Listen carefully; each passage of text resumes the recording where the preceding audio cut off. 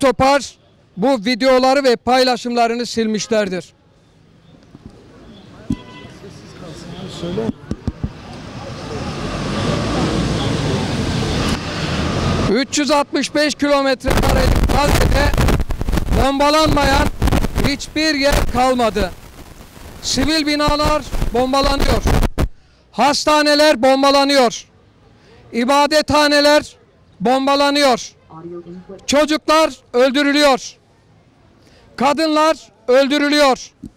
Yaralılar ve sağlık çalışanları öldürülüyor. Ambulanslar vuruluyor. Neden biliyor musunuz? Çünkü Filistinli bebekleri katlediyorlar. Çünkü o bebeklerin büyüyüp karşılarına birer İzzettin El-Kasam olarak çıkar diye korkuyorlar. Kadınları katlediyorlar. Çünkü onların her birinin birer ümmü ümare olduğunu biliyorlar. Yeni Ahmet Yasinler, yeni Ebu Ubeydeler doğuracağından korkuyorlar. Yaşlı insanları katlediyorlar. Çünkü onların direniş mirasının kundaktaki bebeklere aktarılmasından korkuyorlar. Hedef gözetmeksizin Filistinlileri katlediyorlar. Çünkü onların her birinin birer Selahaddin Eyyubi olduğunu ve bir gün o demir kubbelerini başlarına geçireceklerini biliyorlar. Çünkü biliyorlar ki biz bir ölür, bin diriliriz. Gazze'de göğüs göğüse çarpışmalarda büyük kayıplar veren korkak işgal ordusu kullanılması yasaklanmış bombalarla hastaneleri vuruyorlar. Gazze'de elektrik yok, su yok, internet yok. Yoğun bakımdaki bebekler ölüme mahkum edilmiş durumda. İnsan sağlığına hizmet eden kurumlara, hastanelere saldırı yapılması insanlık dışıdır, insanlık suçudur.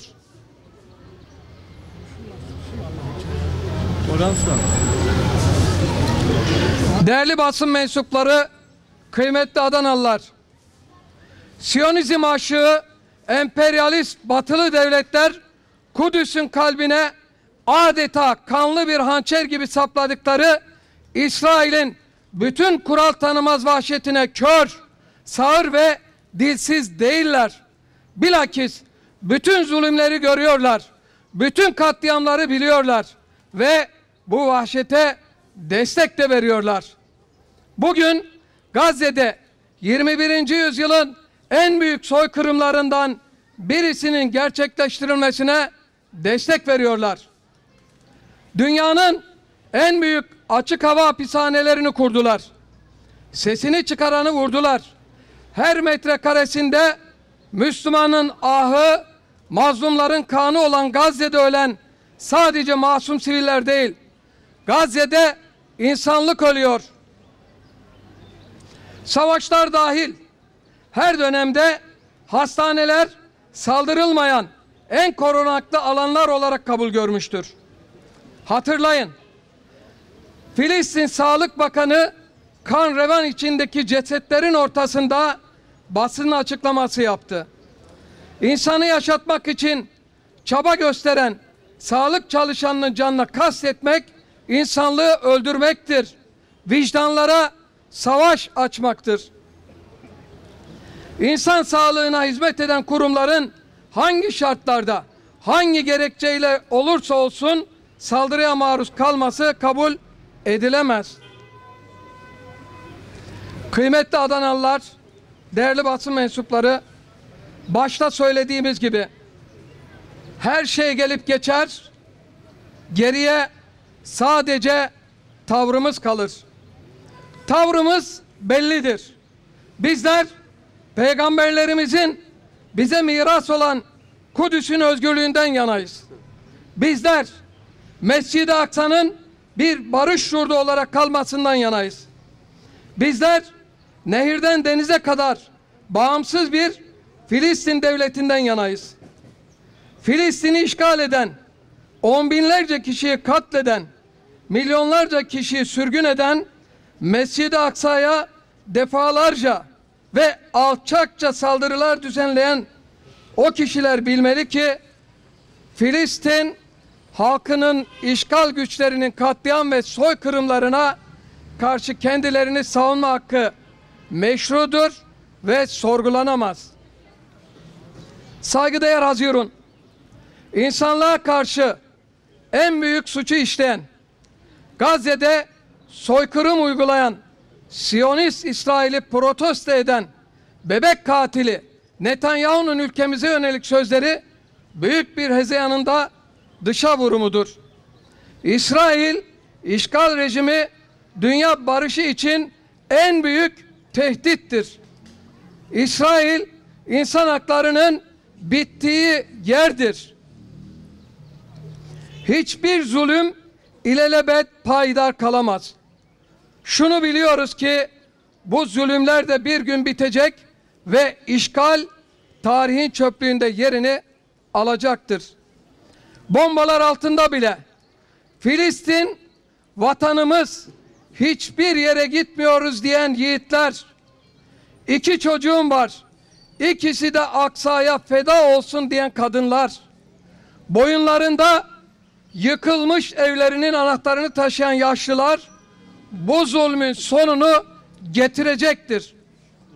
Şuna gönülden inanıyoruz.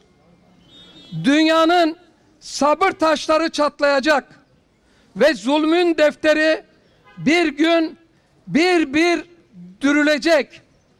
Bugün olmazsa yarın, ama bir gün mutlaka Allah'ın izniyle zafer inananların olacaktır.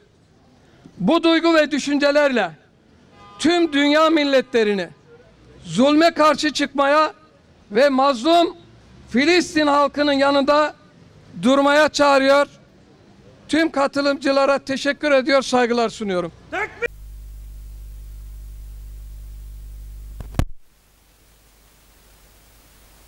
Yarın ikindi vaktinde bisiklet turumuz olacak.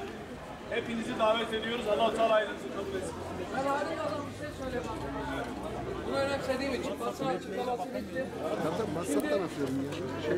Aldıklarımızı bir kenara koyalım. Bundan sonra aldığımız tişörtlerde, eşofmanlarda vesaire, ya Allah rızası için buna dikkat edelim. Bunu yaygınlaştıralım. Ben bir firmayla da görüştüm. Bir yerde kim vardı? Oradan da söz aldım. Çakma işinden kullanıyorlar. Allah rızası için bakın, aranızda tekstilci varsa, Ebu Hanzala'nın, Şeyh Yasin'in, Fatih Sultan'ın, bunların resimlerini koyalım. Şuraya Ebu Beyden'in, Kudüs, İstanbul, İdlib, bunların resimleri, Londra'nın, ABD'nin neden reklamını yapıyoruz? Artık bu elbiseleri de Allah rızası için dikkat edelim. Bunu lütfen yaygınlaştıralım inşallah. Eyvallah. Teşekkür ediyoruz. Allah razı olsun.